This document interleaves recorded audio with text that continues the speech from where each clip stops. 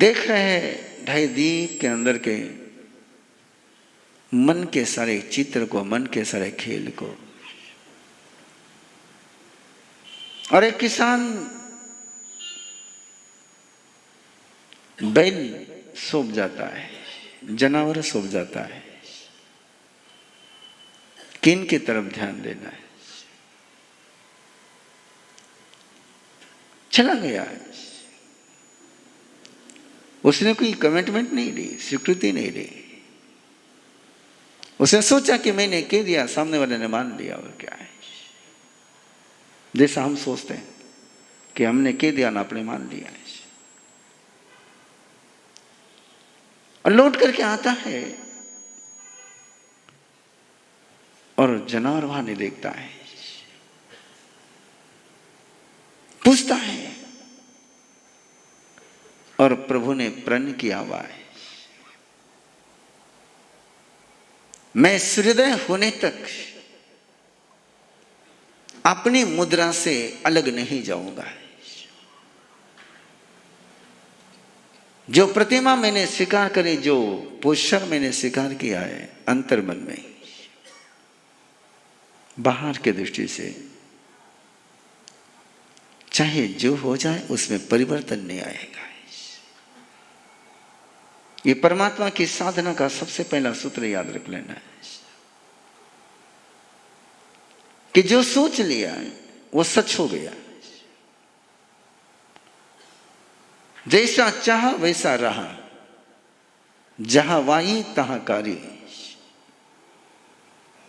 उसमें कोई अंतर नहीं, उसमें कोई एक्सक्यूज नहीं है, मैंने ऐसे ही रहना है। वो बोल रहा है, वो पूछ रहा है, वो परेशान हो रहा है, उसके मन को परमात्मा देख रहे हैं, उसके भावों को परमात्मा जान रहे हैं, उसके अंतर की पीड़ा को परमात्मा जान रहे हैं। और सवाल उपस्थित होता है, गौशाला की हर सवाल का जवाब देने वाले परमात्मा उस किसान के सवाल का जवाब नहीं देते हैं कि जबकि परमात्मा को दिख रहे कि बैल कहां पर है। नहीं दिख रहे, ऐसा नहीं दिख रहे उनको, पर जवाब नहीं दे रहे। और जवाब नहीं देने का केवल एकमेव कारण है कि उन्होंने स्वयं के साथ एक कमिटमेंट कर ली थी कि मैं सूर्योदय होने तक मुंह नहीं खोलूंगा, चाहे जैसा प्रसंग आ जाए, चाहे जैसी स्थिति आ जाए। और कल मैंने एक शब्द दिया था कि उनकी कमिटमेंट अननेगोशिएबल कमिटमेंट। एक बार कमिटमेंट कर ली कि सारी दुनिया उस कमिटमेंट को तोड़ने के लिए आ जाए तो भी उस कमिटमेंट को कोई ब्रेक नहीं कर सकता था। चाहे जैसा समय आ जाए, चाहे जैसी परिस्थिति आ जाए, चाहे जितने सिचुएशन में साइक्लोन आ जाए, तूफान आ जाए, उन्होंने एक बार सोच लिया कि मैंने नहीं बोलना तो नहीं ही बोलना है। और सामने वाले की पीड़ा को जानते हुए उसकी पीड़ा का समाधान उनके पास रहते हुए एक शब्द बोलना था केवल कि तेरे बैल वहां चल रहे हैं, और कुछ नहीं बोलना था। बोलना जरूरी भी था, लेकिन वो नहीं बोल रहे कि उन्होंने तय किया कि मैंने नहीं बोलना है। और उन्होंने तय किया नहीं बोलना तो उनसे कोई बुलवा नहीं सकता है। उन्होंने तय किया कि मैंने यहां से हिलना नहीं तो उनको कोई हिला नहीं सकता है। उन्होंने तय किया कि मेरे पलक नहीं झपकेगी तो कोई उसके पलक को झपका नहीं सकता है। यही उनके साधना का सबसे बड़ा सूत्र कि जो कमिटमेंट करी वो अननेगोशिएबल कमिटमेंट, नो चेंजेस। जैसा समय आएगा वैसा देखूंगा, नहीं वो सोच नहीं था उनका। जैसी परिस्थिति होगी वैसा कर लूंगा, जैसा द्रव्य क्षेत्र का अनुभव होगा वैसा ढल जाऊंगा, नहीं। जो अवसरवादी बनते हैं वे कभी अवसरों के परे जा नहीं सकते। जो अवसरों में ढल जाते हैं वे अवसरों को कभी ढाल नहीं सकते। और तीर्थंकर परमात्मा ढालने के लिए आए थे, ढलने के लिए नहीं आए थे। और बहुत बड़ा एक संकल्प का बल होता है। वो परेशान नहीं, वो अपशब्द बोल रहा है, वो माथा पीट रहा है, उसको अपनी गलती याद आ रही कि मैंने इसको पूछा ही नहीं, मुझे लगा ये बहरा है, ये तो ऐसा खड़ा है मानो इसको सुना ही नहीं दे रहा है, ये जवाब ही नहीं दे रहा है। शायद मैंने जब बोला था तब भी इसने सुना नहीं होगा और उसको लगा कि नहीं गलती मेरी है। और परमात्मा उसके मन को देख रहे हैं, परमात्मा उसकी पीड़ा को देख रहे हैं, उसको गलती का एहसास हो रहा है कि जब मैं इतने जोर से इतनी बार पूछ रहा हूं ये जवाब नहीं दे रहा है, इसके चेहरे पर भी कोई भाव नहीं आ रहे, लग रहा है कि इसको सुना ही नहीं दे रहा है। तो मैंने जो बोला वो भी इसने सुना नहीं होगा। मैंने किस बहरे पर भरोसा कर लिया है और बैल को खोजने के लिए चल पड़ा है। 10वीं की कृष्ण पक्ष की रात है, चांद नहीं है आसमान में, उजाला नहीं है और बैल उसके खेती के प्राण है। यदि बैल नहीं रहेंगे तो कल खेती कैसे करेगा?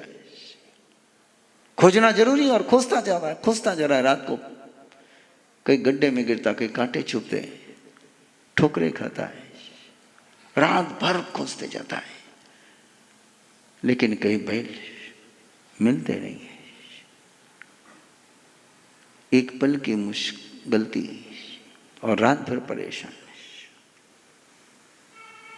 तंग हो गया है, हताश हो गया है, चिढ़ गया है, बार बार स्वयं को कोसता है, बार बार स्वयं को कोसता है, मेरी बुद्धि कहां मारी गई थी? मैं बैलों को साथ में लेकर जाता था, मुसीबत नहीं होती।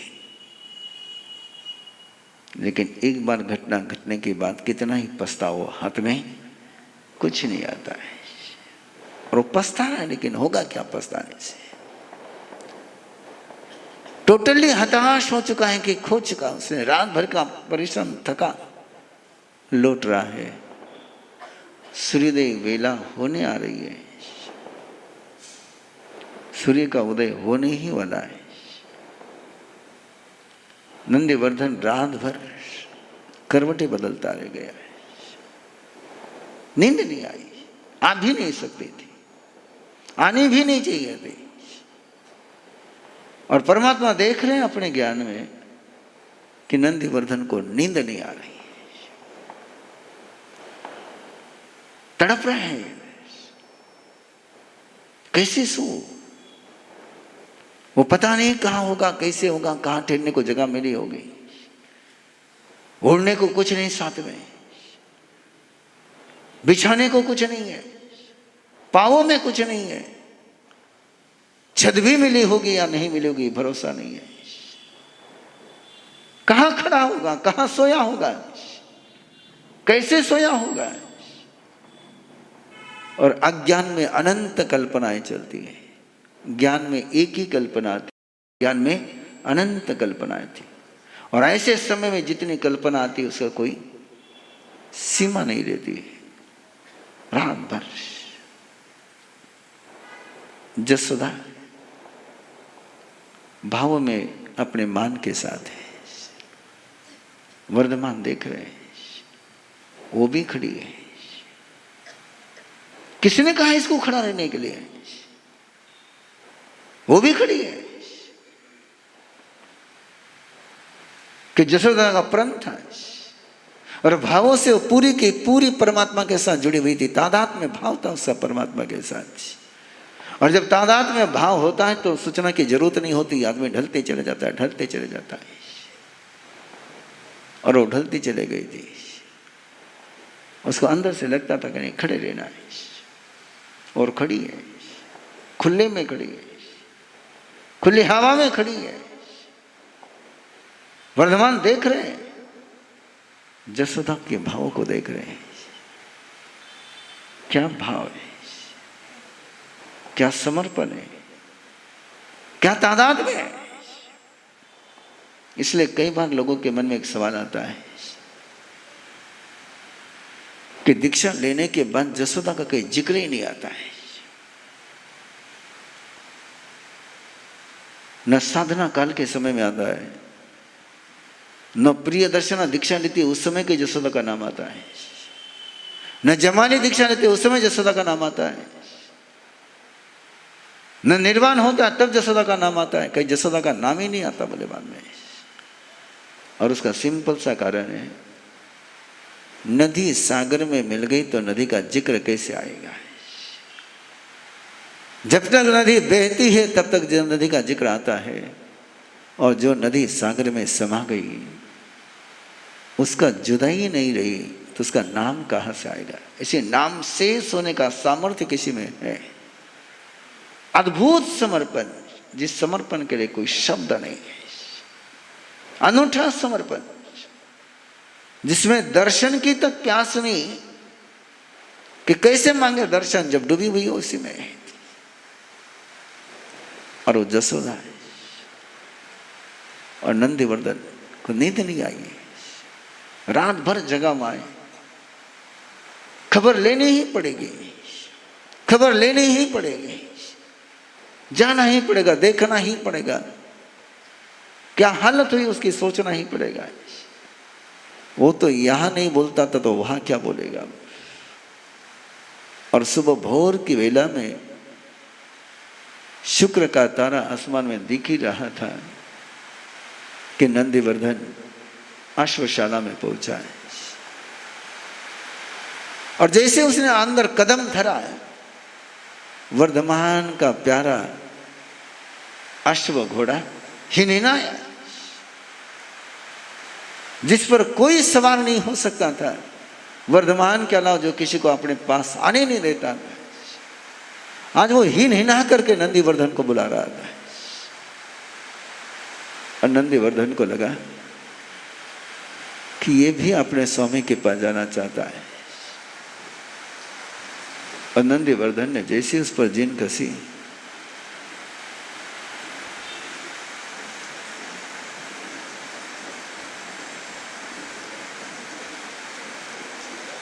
वर्धमान की कथा सुन रहे हैं।